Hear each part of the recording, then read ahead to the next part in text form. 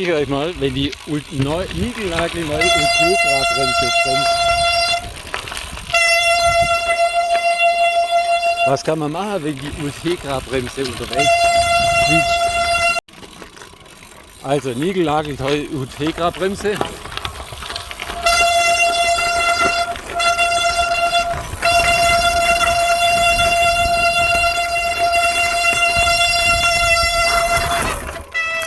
Was mache ich dann, wenn es mal so quietscht?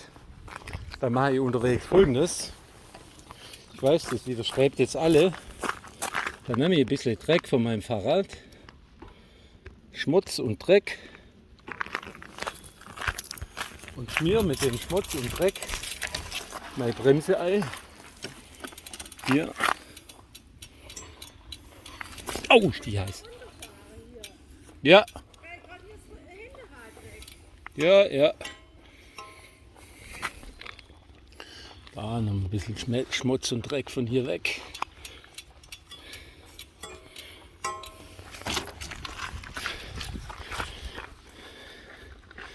Kette Dreck nehmen.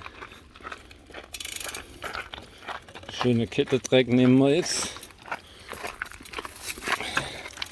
Jetzt zeige ich euch mal gleich, bloß an euch zwei so Stellen rein, dass der Dreck da drinnen bleibt.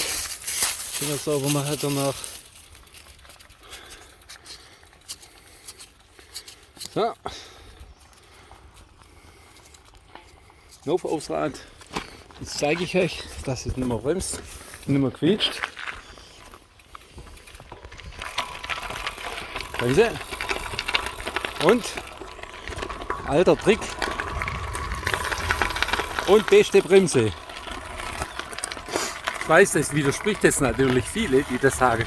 Nein, da geht ja deine Bremswirkung kaputt. Aber so kriegst du das Quietschen los und das bremst genau gleich wie vorher. Also, hier mal eine kleine Stichanfahrt.